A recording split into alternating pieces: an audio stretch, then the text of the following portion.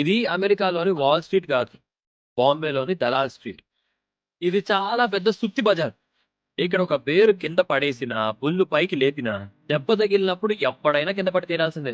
BSE Bombay stock exchange ఇది ముంబైలో Dalal street లో ఉంటుంది. బిఎస్ఈని 1875లో ఎస్టాబ్లిష్ చేశారు. ఇది ఎంటైర్ ఏషియాలోనే one of oldest stock exchange.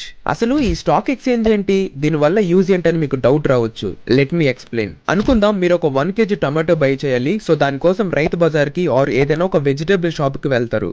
అలాగే మీరు షేర్స్ ని బై చేయాలన్నా సెల్ చేయాలన్నా ఈ స్టాక్ ఎక్స్చేంజ్ లోనే చేయాలి. కంపెనీస్ ఫస్ట్ ఈ స్టాక్ ఎక్స్చేంజ్ కి వచ్చి లిస్ట్ అయితే దెన్ మనం బై అండ్ సెల్ చేయొచ్చు. అయితే ఇప్పుడు మనం ఈ స్టాక్స్ బై చేయాలంటే ముంబై వెళ్లి దలాల్ స్ట్రీట్ కి వెళ్లాల్సిన అవసరం లేదు. అది 90s లో ఆఫ్లైన్ లో అలా జరిగింది. కాలక్రమేణా ఇప్పుడు మనం ఇంట్లోనే ఉంటూ డీమాట్ అకౌంట్ తో షేర్స్ ని బై అండ్ సెల్ చేసుకోవచ్చు. బిఎస్ఈలో 5,000 కంటే ఎక్కువగా కంపెనీస్ లిస్ట్ అయి ఉన్నవి. అలాగే బిఎస్ఈ కూడా స్టాక్ మార్కెట్ లో లిస్ట్ అయి ఉంది. బిఎస్ఈ కరెంట్ స్టాక్ ప్రైస్ 2,440 రూపాయలు. ఇంకొక షాకింగ్ ఫ్యాక్ట్ ఏంటంటే బిఎస్ఈ స్టాక్ లో కరోనా టైంలో మీరు ₹1,00,000 ఇన్వెస్ట్ చేస్తుంటే దాని వాల్యూ ఇప్పటికి 50 లక్షలు అయ్యేది. బిఎస్ఈ లాస్ట్ 5 years లో ఇన్వెస్టర్స్ ని కోటీశ్వరులను చేసింది. అలాగే మన ఇండియాలో ఇంకొక స్టాక్ ఎక్స్చేంజ్ కూడా ఉంది. అదే NSE national stock exchange. BSE oldest stock exchange అయినప్పటికీ ఎన్ఎస్ఈఎఫ్ ప్రెజెంట్ ఇండియాలో largest stock exchange. BSE market capitalization 1,00,000 కోట్లు. అదే ఎన్ఎస్ఈ మార్కెట్ క్యాపిటలైజేషన్ 5 లక్షల కోట్లు.